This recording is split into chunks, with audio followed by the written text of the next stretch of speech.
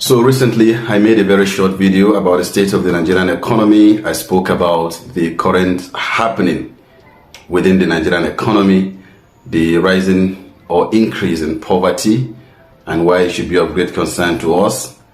And then I was able to give some fact from National Bureau of Statistics. I also gave some evidence, statistical evidence from World Bank based on what they said and their recommendation. I also spoke about inflation and how it is further deepening or pushing people further into poverty, and how it's affecting everybody within the Nigerian economy, and why as well that should also be a very great concern to everyone. The inflation, because right now it's about 33.4%, and there are clear indications that it will continue to rise. So we all need to worry about the rate of inflation. Again, I also spoke about the recent hike in electricity tariff, and in all of this put together, I was able to make some policy recommendations. And for me, I started by saying that we have to all look at the Sustainable Development Goals, and because these goals are very important, that we should look at them, very important. Then finally, among the list, I was able to recommend 3 of this policy, of these goals.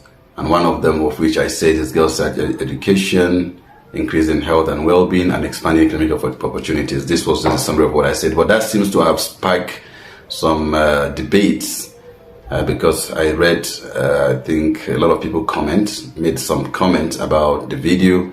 There were a lot of contributions, there were a lot of suggestions, and I believe by now this video probably must have gotten to the ears of the politicians, including the person whom the video was made to, which is the president, or perhaps some of his ministers or his closest associate. I believe one of them must have watched that video by now.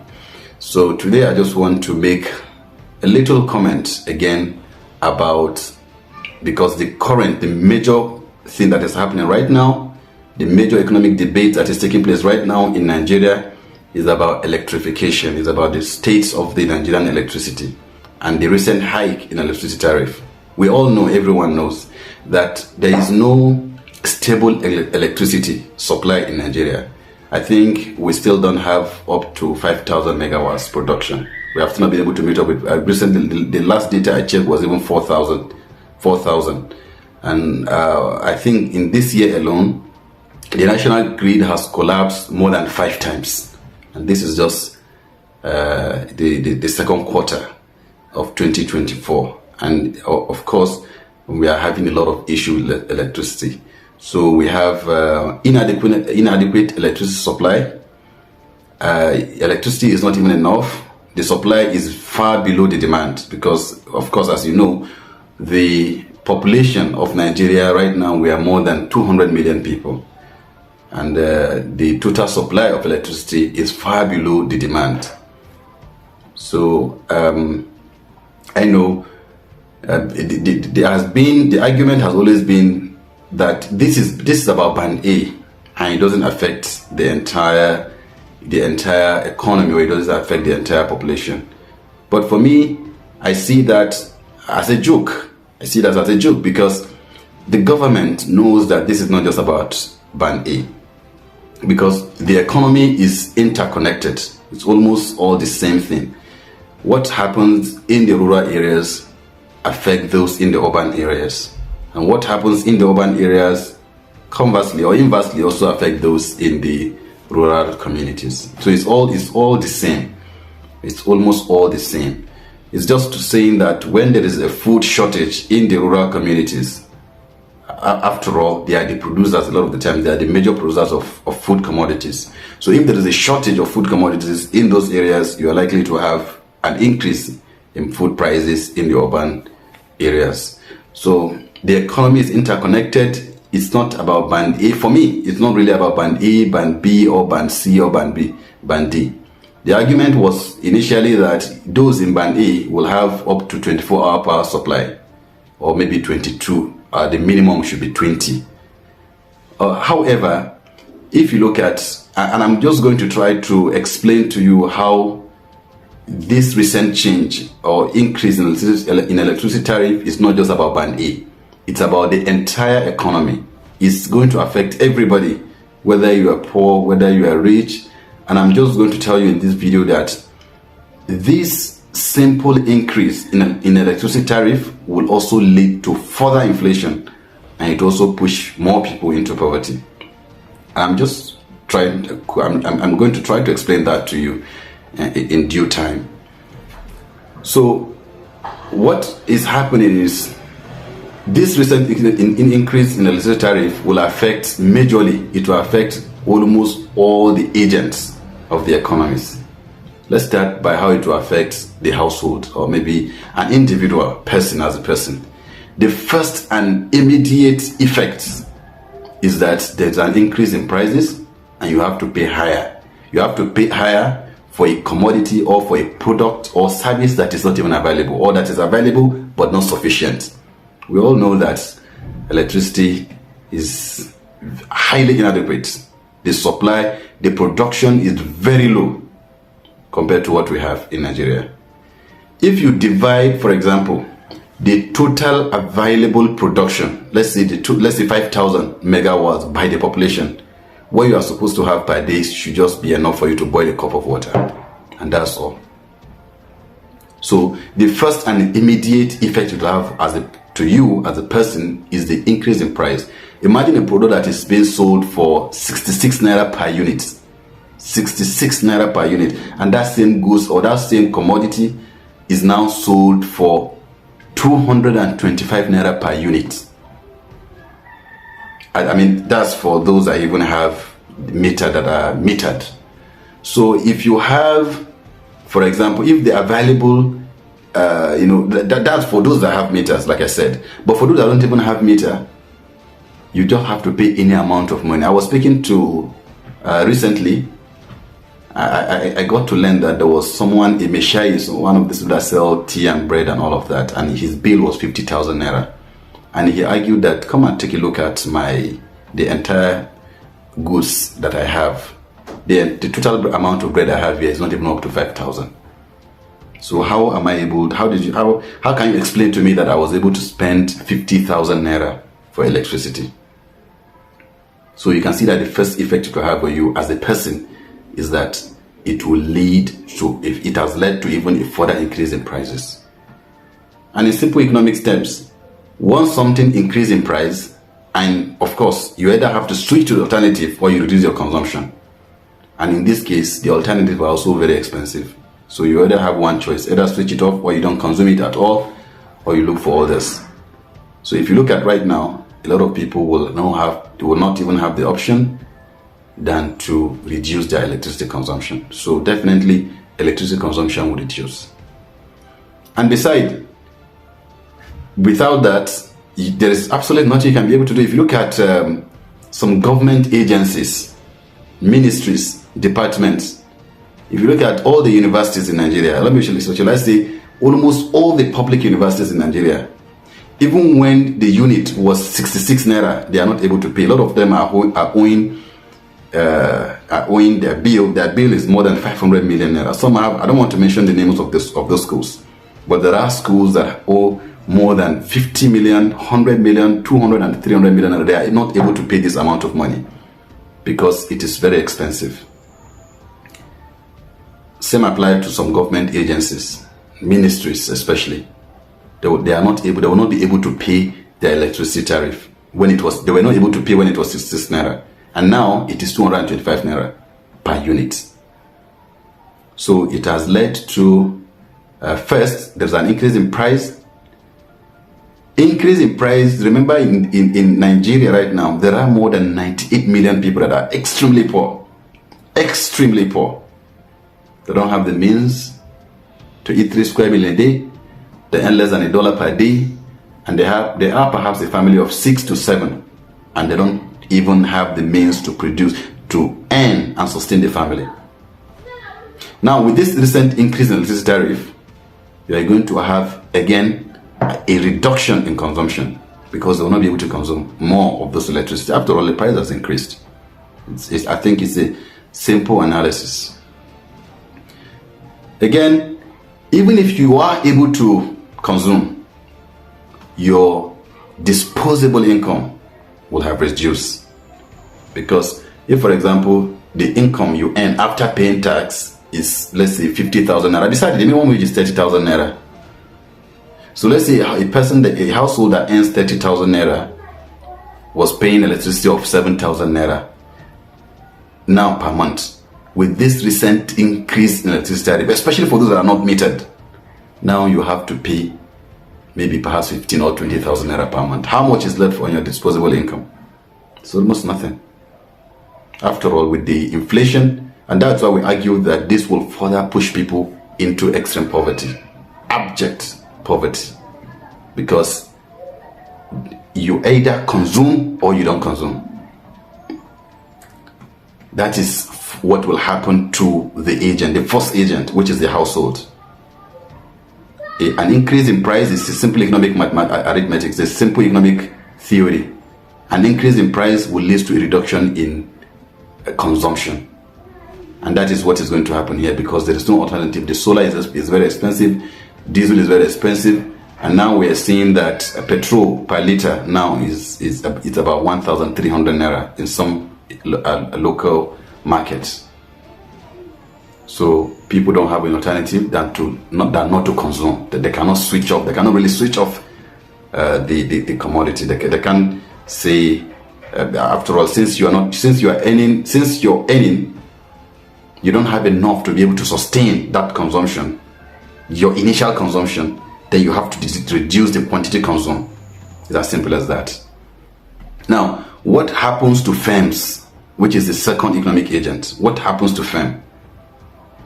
Even if, for example, this band A, if you happen to be a firm living in that environment, or for example, you happen to be in band A, what will happen is very simple. I learned recently there is a rice processing company, because we are into rice and that is what we do. So we supply rice, we produce and supply rice to people. I learned there is a company, I don't want to mention the name of the company, they were used to paying 300,000 naira per month when electricity per unit, when the unit of electricity was 66 naira.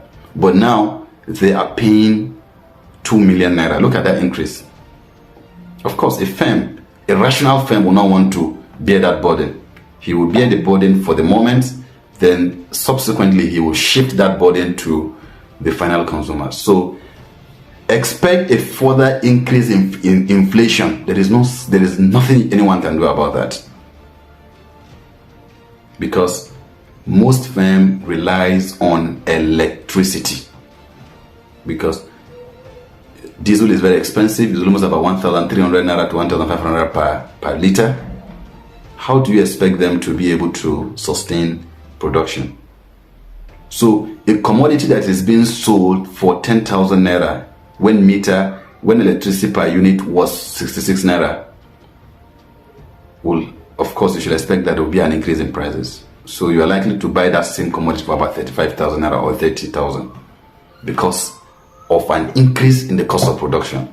In fact, which is even the major cost of production right now, is not just even about major cost of production right now will now shift to electricity. After all, even the other input raw materials, they are all increasing. Tax rate is increasing, and now electricity, which is a major component of production, or even likely a factor of production now, it will increase. So you should expect that there will be a further increase in inflation. And once inflation increases, there are people, the middle class will shift further.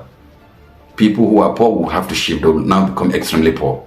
People who are rich will now, and one of the effects again is, if the price continue to increase, it might have one negative effect, which is that people might start bypassing, which is very bad.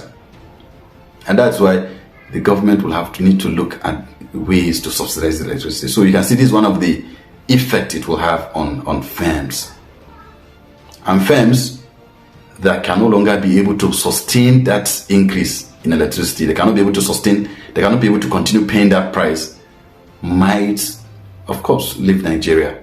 They will have to travel to where they can be able to a place that have cheaper and more reliable electricity supply. So this is the second. And I talk about how does it even affect industry. It's almost similar to how it happens to firms. There are companies that totally relies heavily on electricity supply for their entire chain of production. So if you increase the prices, they will shift those increase to the final consumers. And that's why we argue that you should expect further increase in inflation, further increase in poverty, and of course further decrease in consumption of electricity. I think this is something which we should all worry about, especially as a government and as a people. And how does it even affect the government? How does this increase in electricity affect the government? Both in the short run and in the long run, the government might make a lot of money because, based on the argument right now by World Bank, International Monetary Fund, IMF, they argue that the government cannot continue to pay electricity, the subsidy in electricity, and also subsidy in fuel, PMS. And that was why they argued that these two have to be removed, because it will lead to a deficit in the budget, further deficit in the budget. However, if you look at how about the effect it will have on the citizens, and I think that should be more of my concern for the sake of this conversation.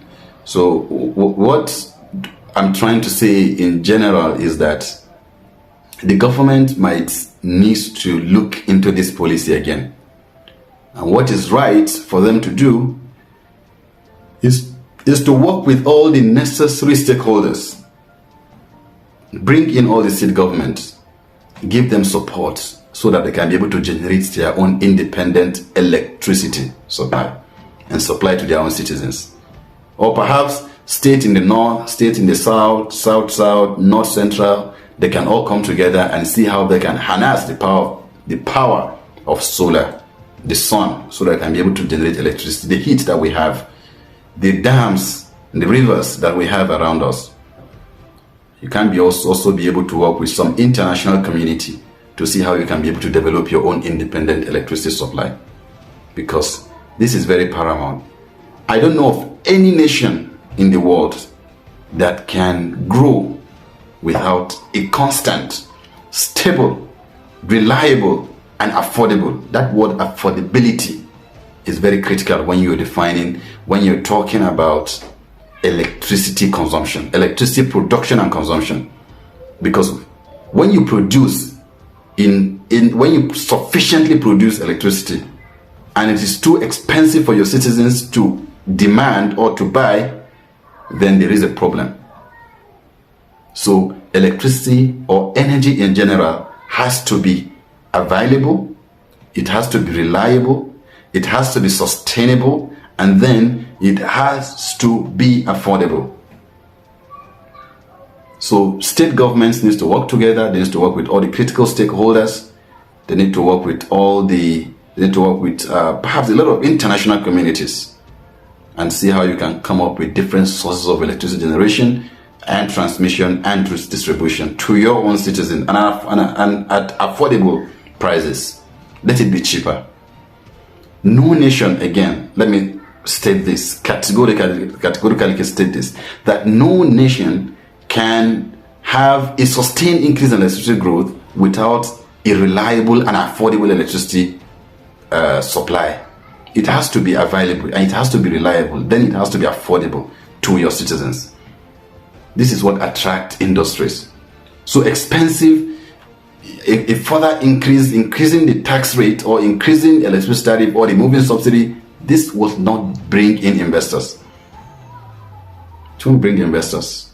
It might bring investors in the short run that will produce that electricity, but if you have sufficient electricity and you don't have, that is not backed up by demand, high demand, then people are not going to patronize that electricity. They're not going to patronize that company. So the government needs to look into this. For me, I feel this is the wrong time to increase the price of electricity. I believe that the government have to look for a way to make it more affordable, to make it more reliable, and to make it more sustainable to the citizens. Again, if you have any comment about this, please, I would like you to make your submission here. Once again, my name is Nurinam Tijani. Please kindly follow the page. Thank you. Follow and subscribe, okay? Thank you. Bye.